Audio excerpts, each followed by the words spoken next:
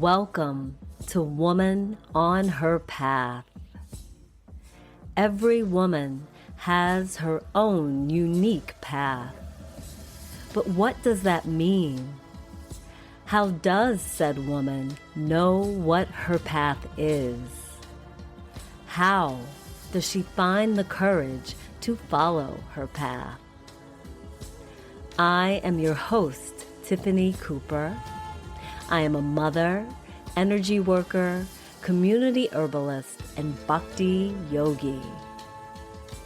By sharing my experiences and insights on my path, I hope to inspire and encourage you on yours. When we follow our path, we find the answers we need in life. Let's find answers together and create a better world for ourselves and those around us.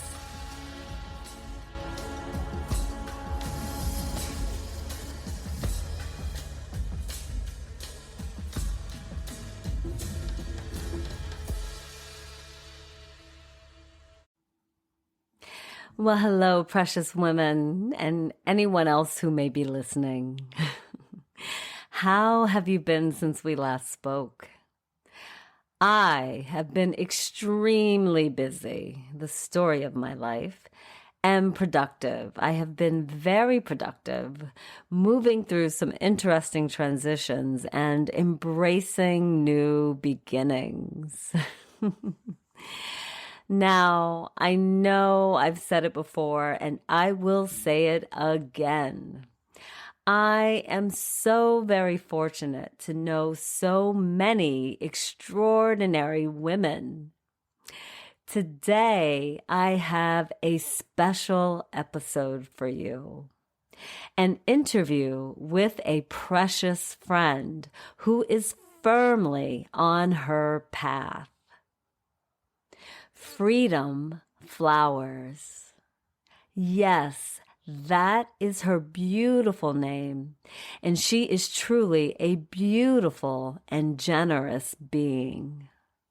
She gives from her heart and her mind. Freedom and I have been on similar paths for quite some time now. And it is always so special when our individual paths connect with someone else's path. Through those connections, we can enrich one another. We can show one another new things and encourage one another to be brave and stay on our paths. As Freedom and I talk about in this conversation, we all experience moments in our lives when we want something, but are afraid that we can't have it. Whether it's that we don't have enough faith in our ability to attain it, or we feel we are unworthy of attaining it, or even what I find with many women is that they are afraid of their own power in attaining it. Deep inside, they know they can have what they want, but they are afraid of how their lives will change upon getting it. Sometimes they're afraid of how others' opinions of them will change, how they will be judged. Sometimes using our own power can be scary. It is a lot of responsibility to make something happen through our own will. What if we make the wrong move? Are we really ready to handle the consequences of what we do with our power? It also takes a certain amount of vulnerability. To use our own power, we have to tap into our depths and perhaps even reveal the raw side of ourselves that we may usually protect. There are many ways to delve into our personal power, And one of the most beautiful ways to do so is in ceremony or ritual. Ceremonies and ritual may seem like unnecessary relics from the past, but they actually give us a concrete way to connect with the energy of something greater than ourselves. Divine energy is often present in ceremonies and rituals, particularly when those ceremonies and rituals call upon that energy. Divine energy is the ultimate source of our own energy. And though we have some measure of free will, we still draw our energy from a source. We did not create energy. We are simply carriers of energy. And sometimes we even get to direct energy. As well as divine energy, there is a community of people who are on a similar path. When we create a ceremony or ritual behind any endeavor, we are acknowledging an offering and an exchange of energy. We cannot just take from the universe without giving something in return. As I've mentioned many times before on this podcast, we have to be in aini with everything and everyone around us. Aini meaning right relation in the Quechua language of the Quero people. So it's so important that we participate in this exchange of energy. We do it anyway with everyone and everything around us. However, when we do it in a conscientious way, it becomes this beautiful dance of energy, this beautiful connection that we can sustain one another with. We also need to show gratitude for all that we receive. By participating in a ritual, we are given the opportunity to show that we appreciate what has been given and that it won't be taken without reverence.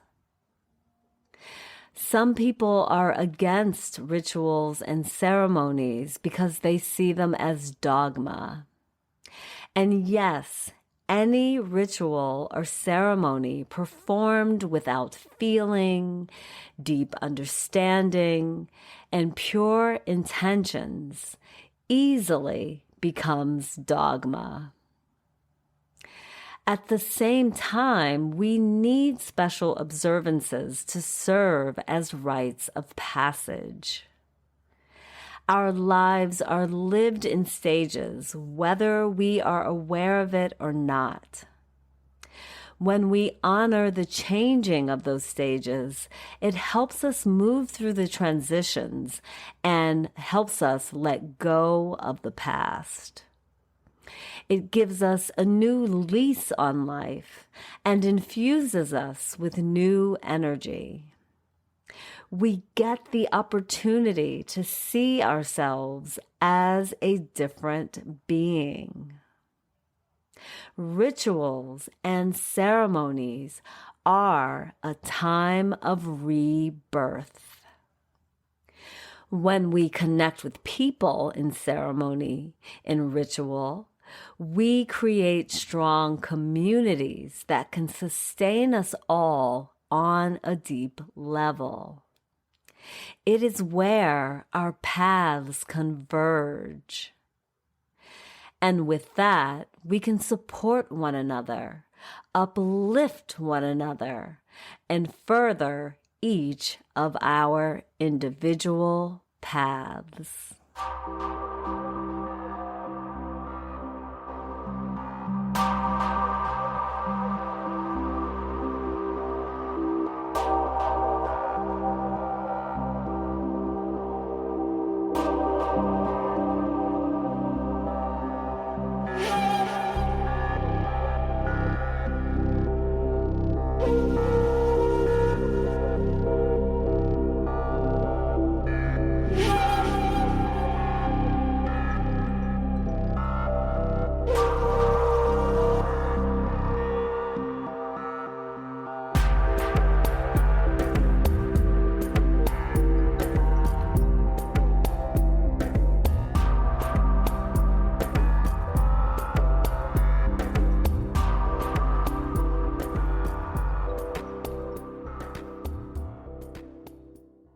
So, hello, dear listeners. I have a very special episode of Woman on Her Path today. Today, I'm so happy to have someone very special with me, my friend and my sister, Freedom Flowers. Freedom and I have shared some very precious moments together. I first met Freedom years ago at an herbalism conference, and she told me that she chose her name, Freedom, after going through some major struggles in life. Though I didn't know her at the time, I was so very happy for her because she had given herself a rebirth. She had claimed her own power and claimed her own space. And so it was just so beautiful to hear this. And we didn't see each other for many, many years after. But then we reconnected at another herbalism conference where she presented ceremonial cacao, which led to another very sweet journey for me. And now we are getting to know each other even better. And I am so very grateful to know her. So, Mama Flowers, please add whatever you think our listeners should know about you. Okay, well, first of all, thank you for that beautiful introduction. And it's such an honor to be here and to know you as well. I'm so grateful for you, Tiffany. So yeah, my journey has been leading me along the path of healing for many years. I started off just with body work and exploring the world of plants. And I'm 23, 24 years in, and it's still my life path. And every time I think I know something, there's like something else that comes in, and I'm like, oh, I really don't know anything. There's so much more to learn. And so this has been the path, and it's been my life journey, and where my life is dedicated is to being of service with healing and learning and growing, and how I can support humanity in their healing as well. That's so beautiful. Thank you. Thank you so much for adding that and sharing that. You know, you exude that in your being. Whenever I'm around you, I can feel all of what you just said. So thank you. That just kind of like sums you up for me. You know, you're in service to others, and you have this beautiful connection with plant medicine. So, as I mentioned in my introduction of you, it's just so admirable and so beautiful that you have stepped into your own power and you're continually finding your own path. And, you know, I was mentioning to you before how sometimes women say to me, like, oh, you're doing all the things that we think about and want to do, but we're afraid to do. Unfortunately, because of many, many things in our lives, they let fear and insecurity hold them back. And I thought you would be wonderful to talk to today, because I know you've had some fears in the past. We all have, but you've managed to overcome them. And so my first question for you is, how did you come to the path of herbalism or plant medicine?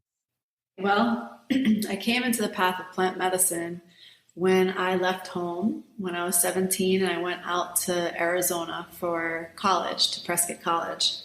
And the orientation at Prescott College is a month-long backpacking trip. Oh, wow. So I went out on this journey, coming from a life where I was, before I changed my name to Freedom, and I really was living in a lot of fear just from my upbringing of, afraid of new things. And I went out and I went across the country and went to this college on a backpacking trip, which at the time I was makeup girl, not super outdoorsy. This was a huge deal. I was always into earthy things, but I was never that earthy to be on a backpacking trip. So I went on this backpacking trip, and one of the instructors had a book on medicinal plants of the Southwest, and she gave it to me to use over the journey on our backpacking. And I was just fascinated, everything that I was looking at, and then finding and seeing that this was a medicine that people were actually, historically throughout time healing from these plants. And so that's where it began. It was the very beginning of lifelong journey and love for the plants was on that trip. And so when I got back, my major going into the school was photography. And I will say that once I got back from the orientation, I didn't take one photography class. I started to like take all kinds of classes on anything I could that had to do with healing Mhm. and learning about plants and doing a lot of independent studies. So that's how it started and then evolved from there. Oh, that's such a beautiful beginning. Yeah, yeah. It's amazing to you're so fortunate that you came to it early, when you were still young too. So wow, Yeah. that's really amazing. And so after you finished school, where did you go from there? So what started to happen is I was just really, I loved learning about the healing arts. Like that was where my passion was. So I was doing so many independent studies on the healing arts and really not taking any organized classes. Like there was an Aikido class and there was a Qigong. There was like a couple things that were, five element theory. I was learning about some healing modalities that were organized, but mostly I was doing independent studies. And Mm. so it started to become clear that paying the college prices for me to be doing all these independent studies didn't make sense anymore, and that maybe college wasn't really the path for me, which brought back this whole like fear thing, right? That would come back to the path, right? Where it's like, I was always told I should go to college, I should, be successful and like, there was kind of my dad loves me very much and I love him very much. And at that time, he was just like, well, why would you leave college? You're not gonna make money doing massage. And to go against the grain of what was ingrained into me was a huge, Mhm. scary step. But I did do it. And I went to Heartwood Institute in Northern California, which does not exist anymore. But it was an amazing healing arts school that also had a permaculture program, and it was in the hills of southern Humboldt. It was about an hour outside of any town, and it was a community, but a beautiful healing arts school. And when I was there, I studied body work and I studied about plants, and I just got more into a ceremonial and spiritual life. It started in Arizona, but it got deeper when I went to Heartwood. And after that, I had journeys throughout different places that I lived out west, and then came back here, and continued to do the body work and energy work, healing, and continued to learn about plants. And then my formal training was with David Winston in 2010 to 2012, I think. Yeah, 2000 or 2012 to 2014. I don't remember, No but problem. it was for his program, and it was really beautiful to get the clinical training along with all of the more esoteric and lay grandma type folk medicine training. And Mhm. so to mix it together and to have that balance has been really beautiful for me, and I am grateful for all of it. Wow. So, Yeah, yeah. Thank you for sharing that. That's wonderful too, that you, again, at such a young age, even though you had, your fears, you were still able to start, going down the right path for yourself. Yeah, yeah. well, and I think that's kind of like the medicine in this is like, I even think about like, even just maybe 3 days ago, there's something I was like afraid to do. But, it's like that constant, it's just not like you arrive, like you don't like arrive where you're never afraid anymore. Yeah, It's like exactly. just doing it. Like even when you are afraid, like to overcome that, to break through that glass ceiling. Because once you break through that glass ceiling, it's like there's a whole world available. And you're like, wait, what was I so scared of? Exactly. You expand from it. And then, you hit the next glass ceiling and then you just keep going, you just keep going. And then you look back and you're like, oh my gosh, that was my life 10 years ago. Yeah. Oh, I can totally relate to that. And there's a saying, I have it somewhere around here. It says bravery is not the freedom of the freedom of fear. It's actually the courage to overcome that fear. And yeah, yeah, I love that saying simply because, often people think that when you do something brave, or when you show courage, you have no fear, you just go for it. And sometimes we do that. Sometimes we don't have fear, but there are other times when we have lots of fear. And when we push through it, we actually kind of talked about this yesterday. For our listeners, Freedom and I just saw each other last night at her home, her beautiful home. So, but last night when we were sitting around the fire and we were talking about an experience we had where, rather than running from the darkness that we were presented with, we allowed ourselves to go deeper into that darkness. And then it absolutely came full circle to where after we went through that darkness, we experienced this incredible bliss. And that's what it's all about, like you just said, you hit a glass ceiling, but once you push through that ceiling, it's like, wow, I missed out on I was missing out on all of these things. And then, yeah, you hit another glass ceiling, but you break through that one too. So yeah, thank you for that. Thank you. Yeah. So beautiful. So my next question is, how did you come to ceremonial cacao? Oh, wow. So it's so interesting. My first experience with cacao was in 2005. Um, my mom, I was a newly single mom, and I was living with my mom and Phoenix, my youngest son, or my oldest son, sorry, my oldest son.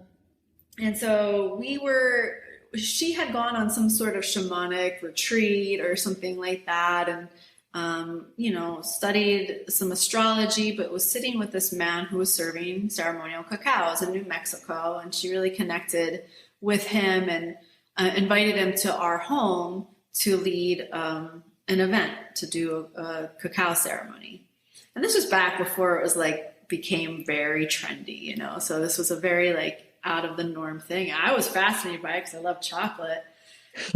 And so he came and he made these beautiful, it was different than any other cacao ceremony I ever sat in. And I don't remember this man's name. I've been trying to find him because I want to reconnect to him and just thank him. But he made these drinks where he would shave the cacao and then he would put fresh herbs in and fresh fruits, and depending on what he was making. And he made I think it was 6 different ones. No, or maybe it might have been, yeah, it was 6. So it went one for each direction and one for, the earth And the the sky. center, and one for the cosmos. So each drink was to connect with that. And each one had different herbs and spices and different things in it. And we would meditate and sit with each one individually. And I just remember I went on such a deep journey, and I connected so much with the medicine, and I loved it. And after he had left, we continued, my mom and I continued to buy his cacao and work with it. And then, over the years, it's just life happened. I got busy as a single mom, and I got away from it, and it was off my radar, and I just never did. And then a really special event happened where I had a dream, and this woman, an elder, came into my dream, and she was speaking in her native language, which at the time I didn't know what it was. Now I know who it is and what it was. But she was making cacao, the paste, grinding it. And she was speaking to me and teaching me everything she knew. And I was literally, in this dream, I was tumbling through the sky, watching her from above, teaching me. And I woke up and I was like, whoa, it was a very strange dream. And then right after that, I was invited by a friend who lived in New York City to go to a cacao ceremony. So I went, and it was a really interesting situation because my son was up at Aniwa, which was a gathering of indigenous people and just sharing of culture and of ceremonies. And when he was up there, he met this elder woman who he bought this beautiful beaded necklace from that she said was about her and her son. And he got this necklace. So he came and met me and went to this cacao ceremony in the city with me. And he's like, Mom, you should wear this necklace. It's about a mom and a son. So I wear this necklace and we're sitting there and we're waiting for the cacao ceremony to start. And the next thing I know, this elder Tata Pedro and Nana Marina, his daughter, follows him out. And I'm like looking and I see, and this is her. It's the woman that I dreamt about. And Phoenix is like, wait, that's the woman who just sold me this necklace. And I was like, wait, what? So it was just like this weird moment where we both had this depth of like something was happening bigger than what I can even explain. And she saw Phoenix, she noticed Phoenix and noticed the necklace. And there was just like there was something that happened in that moment. And and it was my friend who was hosting the ceremony, Florencia Friedman, who owns Cacao Lab. And she was hosting it. And so at the end, we went up and Nana Marina was telling Florencia, these two are going to come to my house. They're going to come visit. And it was like 3 months later, and Phoenix and I were both supposed to go. It ended up just I went, but 3 months later, I went to her home and studied with her and sat with her. And I also up until that moment, I was sitting with Florencia and learning things with Florencia. And then I went to Guatemala and I studied with Nana Marina and received the blessing from her and Tata Pedro to serve cacao and to, honor the medicine and, serve it with integrity and serve and teach about it in the ways that I can. Yeah, and you do such a wonderful job. I remember that first ceremony that I did with you. I really loved it. Of course, the experience of the cacao was one thing, but also all of the background that you gave us. You taught us in a short amount of time. You taught us quite a bit. I think I still have, I saved the handouts, the digital handouts that you gave because they were so jam-packed with information. And so it not only did we have our own experience with it, but we also had the background to support that experience. And for me, it made it even deeper. And so you are you're doing such a good job as a medicine carrier. and I'm sure Nana Marina is so proud of you. Now, and you were the first one from outside of their tribe, right, to carry the medicine, or? Not necessarily the first, no. Okay. We were the first group that went, there was 9 of us. We were the first group that went down there specifically to connect with cacao and have that be the journey. Wow. So there's, like some of, you've met a couple of our friends that also connect with cacao from the community. But we were the first group that went down to like specifically sit with cacao, to learn about cacao and to receive the blessing in that way. And I don't know that they've had anybody like come down specifically just for that since, because the pandemic happened not too far after that.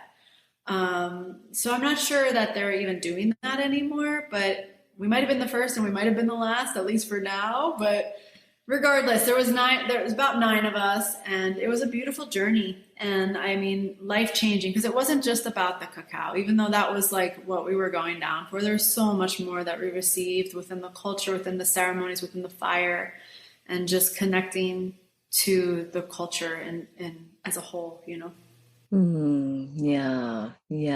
That's very special. I mean, this is an ancient tradition for them. And here they are allowing the 9 of you to come in and be part of their community and really teach you about it. That says so much. Says so much. Yeah, and I'm hearing that more and more about these traditions. Even the shamanic tradition that I trained under, it was a similar thing where my teacher was told that he needed to take those teachings out to more people, because we were coming to a time of great change and difficulty. And so we're seeing all of these indigenous practices, come out into the mainstream more at a time when we really, really need them. So it's so lovely to hear stories like that. Yeah, it is beautiful. Yeah, It's yeah, important that we come together more, not separate, right? exactly, Just the exactly. essence of cacao. Oh, it totally is. I have to. So, for our listeners, I also have to share with you that I did a cacao dieta with Freedom that was transformative. I mean, it changed everything for me. So, if you haven't already figured out, I am someone who walks around with my heart open all the time, everywhere I go. But when I did the cacao dieta with Freedom, it was like a different kind of heart opening. It was even softer than I usually experience. And of course, much deeper. Yeah, I really felt like it not only brought me to my heart, but it created a deeper connection between my heart and my soul and helped me see the world or see people within the world in an even softer way, which was really beautiful to experience. Yeah, yeah, and you did such a good job of guiding me through it. You're such a good guide in that way. And was it 60 days? I'm trying to remember how long. It was 8 weeks. 8 weeks. Okay. Yeah, yeah, yeah. Yeah, yeah. It was intense and yeah. But it was, and the thing I loved about it is that I could do it in my own home as well. So every morning, waking up and setting, I already have like a very strong sadhana as it is in the morning. I get up really early, but to wake up and add that to my sadhana was like, wow. And it shifted things, the energy of my home as well. So yeah, so I was really grateful for that. Yeah. Beautiful. I would Mm. imagine too, since you had your practice without the cacao and then added it in, you could really see the difference Oh between. my goodness. Yeah. Yeah, yeah, it made my other practice deeper as well. I remember 'cause part of my practice is I take a class on sacred texts every morning. It's an hour long. And I was doing the cacao ceremony before that. And I was going so much deeper into these texts than I had before. It was really the perfect addition. Yeah, and in the texts that I study they're so deep and so, moving anyway. Like half the time I'm in the class, in tears or, just like feeling like just this immense gratitude for what I'm experiencing and from what I'm hearing. And then adding the cacao to it was like I was totally like wide open and just even more in love with everything that I was learning. So, yeah, it was beautiful. It was Such a beautiful. beautiful medicine. Such a beautiful medicine. She really is. My goodness. Yeah. So, everyone listening, find someone who can guide you through cacao, through working with cacao in a way that is with integrity and love, please, because it is such good medicine. Yeah, and again, try to find someone who will do for you what Freedom did for me, which is teach me about it before actually allowing me to take it, because that adds so much more to the experience, and it also ensures that you use it in integrity as well. So the next thing I wanted to talk to you about is I know that you have just come back from this magical adventure to Italy, to your roots. And I just would love for you to tell us about that. What was that like for you? What did you learn about your family and about yourself? And yeah, just Tell us everything or whatever you feel comfortable sharing. So much. So I mean, you go through a whole podcast on just that. It's so deep. It's been so profound, Tiffany. Like I don't even honestly, I just don't even know where to begin. It's just, it wasn't even, I was so guided to go there. And, you know, I found the trip. It was like a couple months before it was supposed to even happen. And what I'll start off with is saying that before I was pregnant with my oldest son back in, 2002, 2003, I was supposed to be going on this trip with this woman, Tatiana, who was teaching me Italian in exchange for massage. And I was going to go with her on this pilgrimage to Italy, to southern Italy, to learn about the Black Madonnas. And then I was pregnant and I didn't go. And it's so interesting because it was soon after my son turned 18 that this trip showed up for the Black Madonnas again. So I wasn't even looking for a Black Madonna trip. I was looking to go to Avellino, to where my great grandmother was from. And I just had been feeling this pull. I've been doing a lot of ancestral studies and just connecting in, and I just wanted to go to my ancestral land.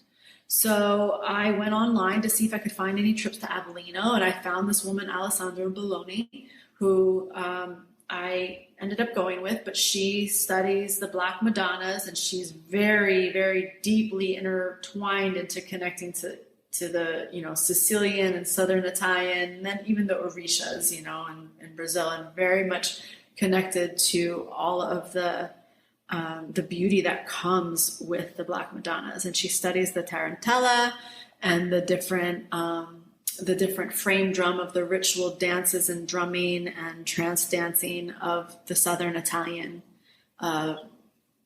ancient people, our ancestors. So, and it's really actually beautiful. One of the things I knew about her a little bit from a few months prior as I started to dive into my ancestral roots. And then when I found this trip, I was like, wait, I recognize this name. And she was going to my great grandmother's hometown on this trip. And I was like, okay, I have to go. And so I tried to get in and it was full, but the path kept opening. Like I got in. Somehow I got into this trip, even though it was full. I was able to go. Everything was working out. Everything was just lining up perfectly.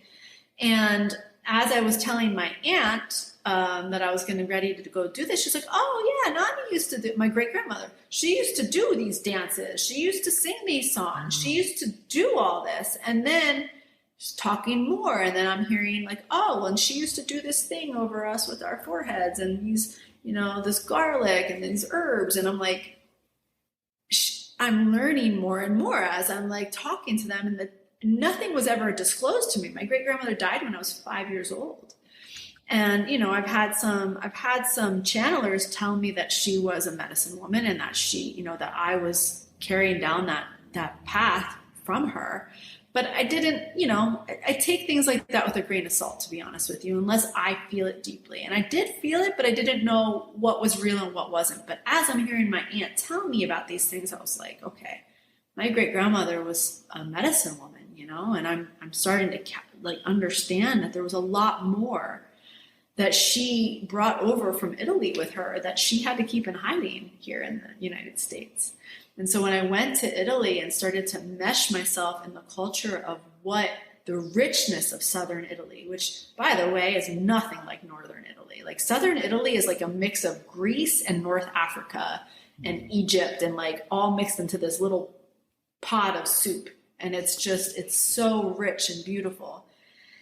And so I started to learn more about that there was so much depth of ritual and ceremony to like Italian shamanism there, and that it was really honored and revered and still practiced, and it's in plain sight, but it's in hiding within that plain sight. So it was really eye-opening to me in learning about what I come from, who I come from, and the depth that is there that has been forgotten here.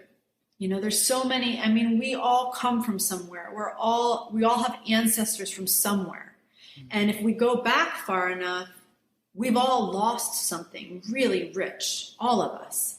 And when I see like the Italian American culture and like all the dispersing of people coming from Italy and coming here, there was a lot of shame for people who were Italian too. They were ashamed to Mhm. speak Italian. They were ashamed of, you know, all the name calling of wops and all the things that would go on. It was just like there was so much shame. And when I look at the records of what my family, who they came from, like when I look at some of these records, they didn't even spell their names correctly because they couldn't speak clear enough English. So they just dismissed them as like, oh, this is what your name is for, you know, like there was just not a Right. lot of paying attention.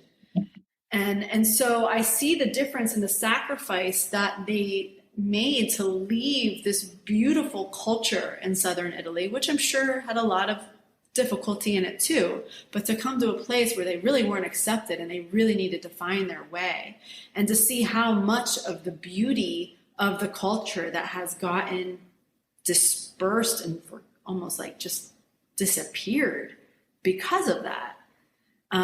And so one of the things being back there was just to feel the depths of beauty that actually like is still just so rich there, you know, like the people, you know, the mountain people, they had nothing, like literally dirt poor, nothing, but they had everything, you know, their hearts were just so full and generous and kind, and they just kept giving us food and dancing and playing music, and it was just so much beauty. And it fulfilled something so deep in me that I didn't even know I was missing. I ached for what I experienced there, and even talking about it now, it's very emotional for me because it's like when I was there, I could feel my great grandmother because the essence of that way, she had nothing, but she gave my family everything. She was the healer, and I felt her so strong. And so since that trip, I've connected more deeply with what I come from and why I am drawn to the things I'm drawn to, and that's part of my lineage of the women in my family, that there was a lineage of healers, and that it makes perfect sense that this is what I'm drawn to now. And you know why she left me certain things and why they're mine and why I'm showing up to use them now in my healing practice. And it's really been a beautiful process, and one that I just keep getting deeper in. It's not like I feel like this is now just an opening of the beginning of going deeper and deeper into my spiritual path, but my healing work and all of it. It's really potent. So I hope it inspires anybody who's listening to this to start to like look at your own ancestry, because we all come from something beautiful. If we can get past all the injured and toxic stuff that's like in the more recent ancestry and get further back, Exactly. there's so Hmm. much beauty. And if we can all Right. come back to that and bring us all together a little bit more, like I felt that too. I felt like I didn't feel separate from anybody because I feel like we all come from something so beautiful. And if we can Yeah. bring that beauty back, that's what we need more of right now. Absolutely, absolutely. Because no matter where we come from, there is a healing tradition. You know, every culture, every society had healing traditions. It was a big part of every culture. And yeah, and you're in what you were saying about your ancestors coming here, you know, unfortunately, that's the story for many ethnic groups coming to these lands, is that, you know, they had to let go of their own, you know, their own backgrounds, what they had grown up with for their, you know, had been in their families for centuries so that they could try to assimilate here. And again, like you said, we've lost so much in doing that. But I do see this beautiful resurgence of indigenous healing practices and just learning about, you know, indigenous rituals and things like that. I think it's so not just beautiful, but so necessary, you know, to help us all reconnect with one another in that sense of community, and also to reconnect with Mother Earth, with Pachamama, and that beautiful energy that she gives us, rather than, all of the harm that has been done to the planet, and making it uninhabitable for ourselves, which makes no sense, but that's a whole nother that's a whole nother podcast. But yeah, just having that sense of reverence for, and also understanding our connection to the planet, and to our ancestors, who ultimately, had a healing tradition. And we need to reconnect with those traditions now. We're in such a time where people need healing, on the physical level, but especially on the mental, emotional, and spiritual level. So very much do we need to heal those aspects of ourselves.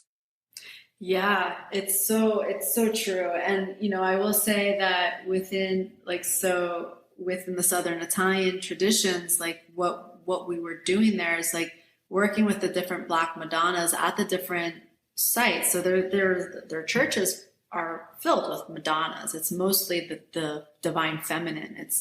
There's such a deep reverence for the mother. Mm-hmm. And the even though on the outside it might look like a Catholic church, and there's a lot of people who are practicing that. Yes, there are. And there's also a lot of people who are practicing the old ways, who are honoring these Madonnas as deities, as specific goddesses, as some of the old, like whether it's mixed with Isis. There's a lot of cults of Isis down there that were very, very powerful. And their dances and their songs and the way they go into trance to honor these Madonnas and to go connect deeper to the creation cycle and to life and the masculine and the feminine. Like, it's just such a healing.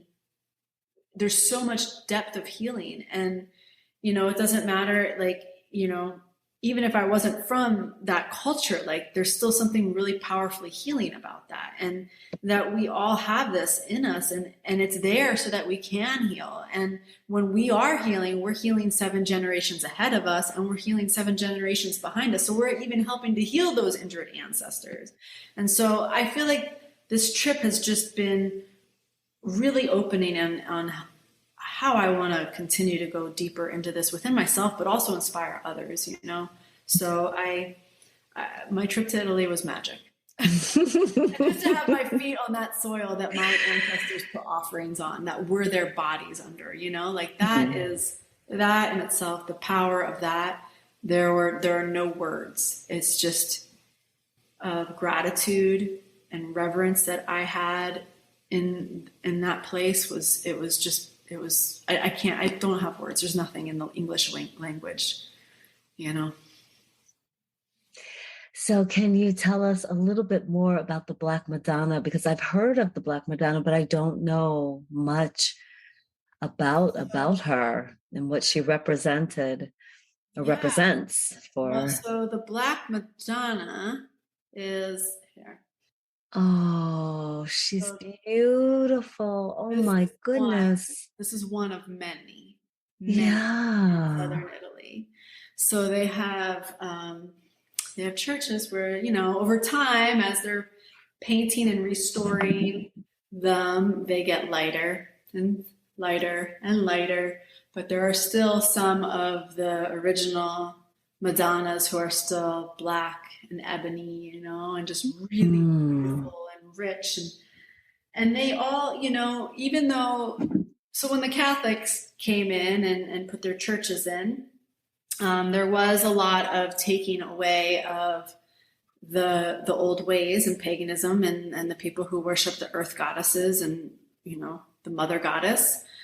And what's interesting though is that it still stayed alive, and it stayed alive through, even though people were honoring the church from a more Catholic standpoint, that there were people still coming in and honoring the Madonnas and honoring the mother and honoring the goddess. And even though they didn't call this goddess, this one specifically that I'm showing you, the Madonna della Libra, she's outside of Benevento in southern Italy, but she represents like Isis and Horus. She's holding Horus on her lap.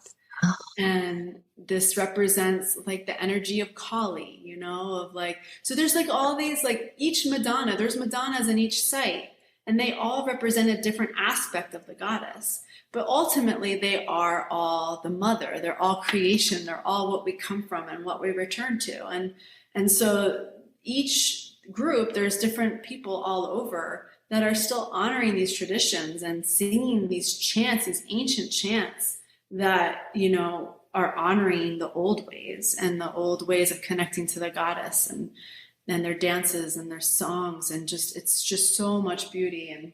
And I will say we went to this one site in Montevergine, which is the site of the Madonna of Montevergine, but originally it used to be one of the site. It was like a sacred site of where the oracle Cibele lived, and she was like the goddess of like the earth and fertility, and she taught like all of her students or initiates were women, and who learned the healing dances and the healing drums and the healing herbs, and they were healers and they would do things, but you had to be a woman. So actually men would become women to go study with her, because she was just this potent, powerful, you know, she was the divine feminine. And so when the Catholics came in and they decided that that was going to be a place for a church. So now it is a place, it's a sanctuary that is a church. And inside of that church, they have a Madonna. And, you know, I will say, I'm not somebody who's really into iconology, but when I was in there and I closed my eyes, the essence and the energy of that space was just so potent, of like the just connecting to the divine feminine, the soft divine feminine. Whereas when I was in the Della Libra, which is the one I talked about initially, it was really intense, like burn away energy, like Kali energy. But this one was soft and gentle, and I could feel this like essence of the healer, of the mother, like a soft mother. And what was interesting is that they used to make all these ancient remedies there, and like that was something that had happened. But the monks that are still there, they still do. There was a whole apothecary there of old ancient remedies and herbs and like elixirs and different things that they would make that were there that you could purchase, of salves and creams and, you know, tinctures, and it was just so beautiful, like that. Even though a lot's been lost, which is devastating, that it doesn't ever die. Like it's crawling back up and it's coming through, and there's still healing gardens, and there's still hiking trails and paths, and people will make their pilgrimages from far and wide to walk there and to like honor the goddess. And once a year on Imbolc, on February 2nd, they come and they honor the Montevergine, and all of the Femminile, I think that's how you say it, Femminile, come, and they're the transgenders who have become women to honor the goddess Cibele and Montevergine. So this is a huge festival because the Maria del Montevergine, she is the mother of the outcasts, the healers, the freaks, the transgenders, the gays, the ones who stand on the outside and don't fit into your societal quote unquote norms.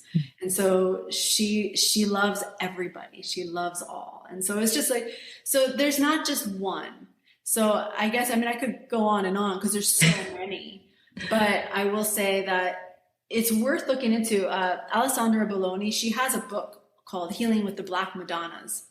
And she's the woman who I went to Italy with. And she has a book on it where it talks about the different Madonnas, talks about her journeys going to these sites, about the different dances of the Tarantella, you know, and all of the beauty of it. So if you're interested, I highly recommend digging deeper, especially if you have some Italian roots. You might see your hometown in there. That's wonderful. Yeah, I will definitely put a link in the show notes to that book. I'll find it and put a link so others can see it. Yeah. Wow. Thank you for sharing that because, I know I can speak for myself. I can't speak for others, but I can speak for myself in saying that I had no idea that, in places like Italy that we think of as, of course, it's the home of, we think of as a home of Catholicism, that there's still people tied so deeply to their ancient roots, to their pre-Catholicism roots. So, yeah, thank you for sharing that. That's amazing. It's really interesting. It's hard to imagine. They must have had to really work hard to keep that in hiding in a place where it was like infiltrated by Catholicism and Yeah. persecuted for even knowing any of these things, you know? Well, yeah, I mean, that was the way of, like the Inquisition. I mean, like we were talking about last night around the fire, and I think was someone talking, was it Guatemala? Oh yeah, you were talking about Guatemala. And as you were saying that, I was thinking that, yeah, there's even still, or at least I've heard, that there's still an office of the Inquisition in Peru. Ooh. Yeah, so it's like, these things are still going on, still going on. But as we already talked about, these deep, ancient, indigenous things are coming back to the forefront. They're rising up again, and they're bringing people deeper connections with themselves and with Mother Earth. Yeah, and that feminine energy, Oh, exactly. It's so yummy. It's like, oh my goodness, to be in that energy is just remarkable. it's really a beautiful thing. Well, thank you. Thank you so much, Freedom, for sharing so much of yourself with me and our listeners today. It's been beautiful to talk to you and to see you again twice in less than 24 hours. Yes, thank you so much. It's been Yeah. wonderful to be on here and an honor and a pleasure. So thank you so much. Thank you again. And I'm looking forward to seeing you next weekend. And to those of you who are listening, I will also put a link to Freedom's website so you can connect a little bit deeper with what she's doing, because she's doing some really amazing things. She has some beautiful offerings. And if you live in our area, you may be able to come to something that a class or something that she offers. Yes. And also cacao. There is cacao available on her. Oh, yes, you are my source. You I get my cacao from you. Yeah. Inspired you today, then you can find that on my website as well. Okay. Thank you so much, Tiffany. Bye. Thank you. Bye-bye.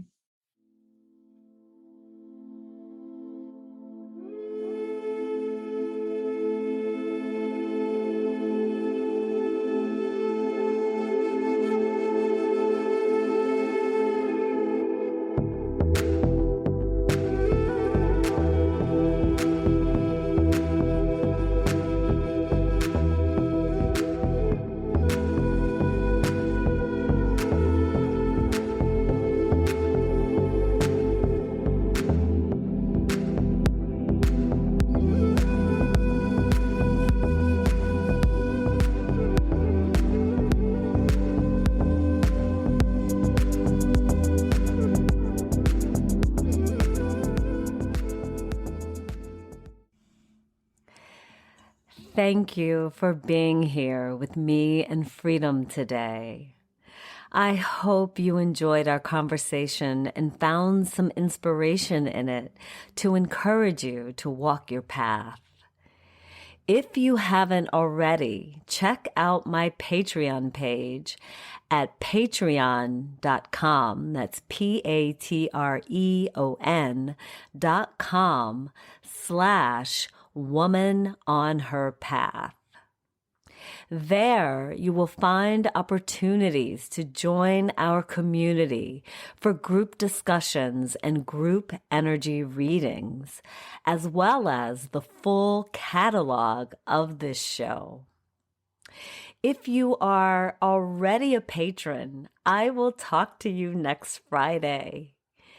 If not, looking forward to being with you in a month. As Freedom and I talked about, she guided me through an 8-week cacao dieta in which I was given many gifts from the spirit of the cacao plant, Mama Cacao. One of those gifts was a song. One morning, as I sat in ceremony with Mama Cacao, she told me to go get my drum. As I sat with her in front of candles in a mood of wonder and gratitude and love, she put the song in my heart. With that song came the energy of healing.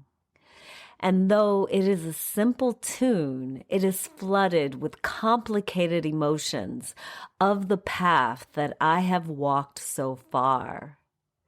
The path that has brought me to where I stand now. The path to heal myself and to help others heal. I end this episode by sharing my cacao song with you.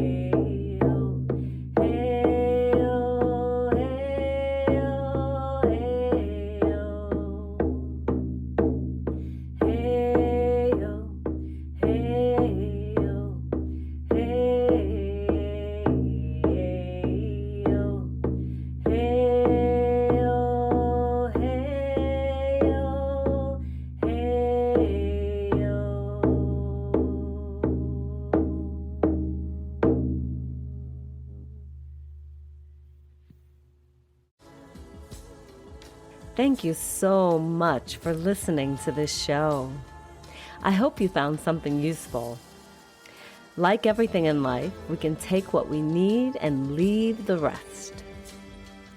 Please feel free to contact me with comments or questions at womanonherpath@gmail.com.